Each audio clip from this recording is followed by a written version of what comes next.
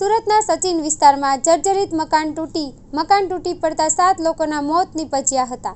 આ દુર્ઘટનાથી સફાળા જાગેલા તંત્ર દ્વારા જર્જરિત મકાન ખાલી કરવા માટે કાર્યવાહી શરૂ કરી દેવામાં આવી છે, જેમાં સચિનના કંસાર વિસ્તારમાં ગુજરાત હાઉસિંગ બોર્ડના જર્જરિત મકાન ખાલી કરાવતી વખતે દુર્ઘટના સર્જાઈ હતી।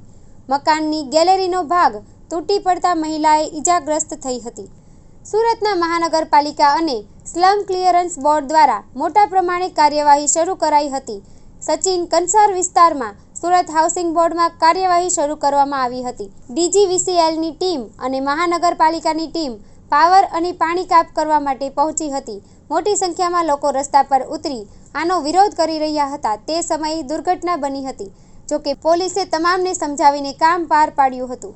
મકાનની ગેલેરીમાંથી લોકો બહાર ઊભા હતા। અચાનક ગેલેરીનો ભાગ ધરાશાયી થયો હતો, જેમાં લોખંડની ગ્રીલ તૂટી પડતા ટેકો લઈને ઊભેલી કેટલીક મહિલાઓ નીચે પટકાઈ હતી। ગેલેરીનો ભાગ નીચે પટકતા કેટલીક મહિલાઓ નીચે ઊભી હતી, તે તમામને ઈજાઓ પહોંચી હતી। સદનસીબે કોઈને ગંભીર ઈજા ન થતા તમામનો જીવ બચ્યો હતો।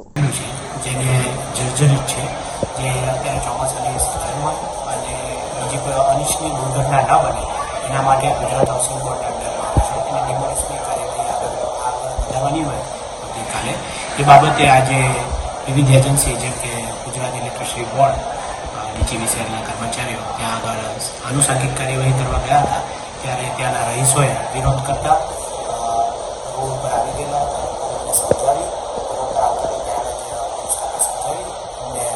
બોલાવી એમને હાઉસિંગ બોર્ડના પ્રાંગણમાં એક સમજની મિટિંગ કરી અને સમજ કરી છે અને